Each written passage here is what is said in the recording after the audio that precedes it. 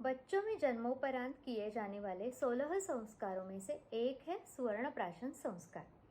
अभी ये सुवर्ण प्राशन बच्चों में कब करना चाहिए, कैसे करना चाहिए, क्यों करना चाहिए, उसमें कौन कौन सी दवाइयों का इस्तेमाल होता है, उससे हमारे बच्चों को क्या लाभ होने वाला है।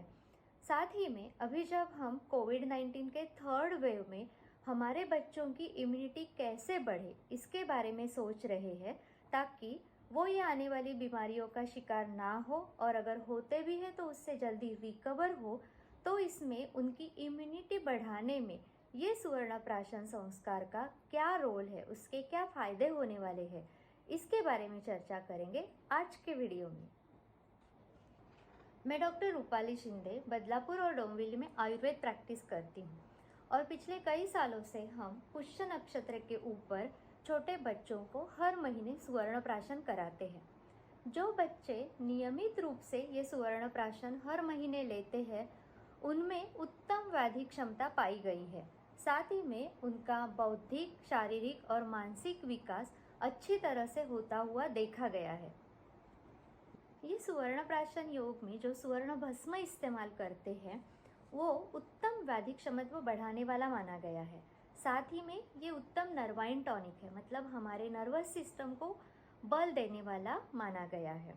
ये सुवर्ण भस्म की एक खासियत है, उसे हम जिन दवाइयों के साथ इस्तेमाल करते हैं, उन दवाइयों का भी शरीर में एब्जॉर्प्शन फास्ट कराने में ये सुवर्ण भस्म मदद करता है। हमारी भूख बढ़ाता है, पचन शक्ति को इम्प्रूव करता है, स्किन के वर्ण को सुधारता है। इसके इस्तेमाल से त्वचा चमकदार होती है। साथ ही में स्मरण शक्ति बढ़ाने में काम करता है, और सहनन मतलब हमारे इंड्योरेंस को बढ़ाने में सुवर्ण भस्म का बहुत अच्छा रोल है। इसको विषग्न माना गया है, जिसके वजह से शरीर में जो टॉक्सिन्स बनते हैं, उससे भी हमारी रक्षा ये सुवर्ण भस्म करता है। ये सुवर्ण भस्म रॉ सोने के ऊपर कई तरह के संस्कार करके, मतलब अनेक दवाइयों के साथ उसका पाचन करके, उसे हमारी पाचक अग्नि के द्वारा अच्छी तरह से एब्जॉर्ब करने योग्य बनाया जाता है। बाद ही में ये सुवर्ण भस्म को दवाइयों में इस्तेमाल करते हैं।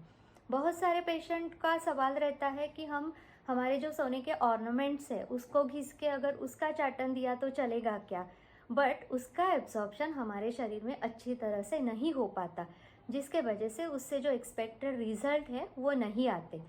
इंस्टेड ऑफ दैट, ये जो सुवर्ण भस्म यूज़ करते हैं, वो हमारे शरीर में पाचक अग्नि के द्वारा अच्छी तरह से एब्जॉर्ब होता है।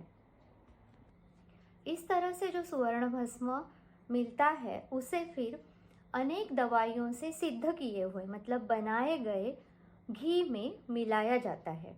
ये घी भी बनाने के लिए हम बुद्धिवर्धक, स्मरण शक्तिवर्धक, शारीरिक और मानसिक विकास करने वाली जो दवाइयाँ हैं, जैसे ब्राह्मी, शंखपुष्पी, वचा, अश्वगंधा, शतावरी, इनसे जो घी बनाते हैं वो घी में मिलाते हैं।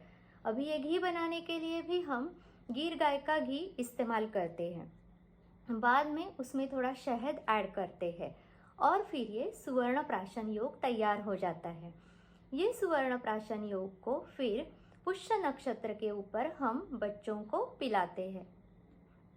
पुष्य नक्षत्र हर महीने में एक दिन रहता है, तो हम जब भी पूरे साल का सुवर्ण प्राशन का शेड्यूल बनाते हैं, तो हर महीने में पुष्य नक्षत्र के दिन ही ये सुवर्ण प्राशन बच्चों में कराया जाए, इस बात को अच्छी तरह से ध्यान रखते हैं, ताकि ये सुवर्ण प्राशन का बच्चों में अच्छी तरह से एब्जॉर्प्शन हो, और उनकी शारीरिक, मानसिक और बौद्धिक जो डेवलपमेंट है वो अच्छी तरह से होने में ये सुवर्ण प्राशन उपयुक्त हो। अभी इसे जो पुष्य नक्षत्र पे पिलाया जाता है, उसका भी शास्त्रीय कारण हमारी संहिता में बताया गया है। पुष्य नक्षत्र की जो देवता है वो बृहस्पति है। बृहस्पति ये बुद्धि की देवता है। साथ ही में पुष्य नक्षत्र के ऊपर सुवर्ण का एब्जॉर्प्शन शरीर में अच्छी तरह से होता है। इन कारणों के वजह से अगर पुष्य नक्षत्र के ऊपर ये सुवर्ण प्राशन कराते हैं, तो उसके बहुत अच्छे रिजल्ट हमारे बच्चों में पाए जाते हैं। काश्यप संहिता में सुवर्ण प्राशन के बारे में बताते हुए कहते हैं कि ये आयु को बढ़ाने वाला है, लाइफ स्पैन को बढ़ाता है, बुद्धिवर्धक है, पाचन शक्ति को बढ़ाने वाला है और बच्चों में रोग प्रतिकार शक्ति को अच्छी तरह से बढ़ाने वाला है। इन्हीं कारणों के वजह से इसे कल्याणकारक, मंगलमय ऐसे भी कहा जाता है। ये सुवर्ण प्राशन आप अपने बच्चों को आपके नज़दीकी जो वैद्य रहेंगे उनसे ही करवाइए। वो बच्चों का वज़न करके या उनकी उम्र के हिसाब से उनको सही मात्रा में उसका डोज दे सकते हैं। अभी जब ये कोरोना की तीसरी वेव में हम हमारे बच्चों के संरक्षण हेतु इनकी इम्यूनिटी बढ़ाने में सारे उपायों में जो सतर्कता दिखा रहे हैं, उसमें उनके जो रेगुलर वैक्सीन्स है वो भी आप ज़रूर लगवाइए। और साथ ही में आयुर्वेद में जो ये सुवर्ण प्राशन संस्कार बताया गया है, जो बच्चों को इन सारी बीमारियों से बचने के लिए उत्तम व्याधि प्रतिकार शक्ति देने वाला है, उसका भी उपयोग अवश्य कीजिए। धन्यवाद।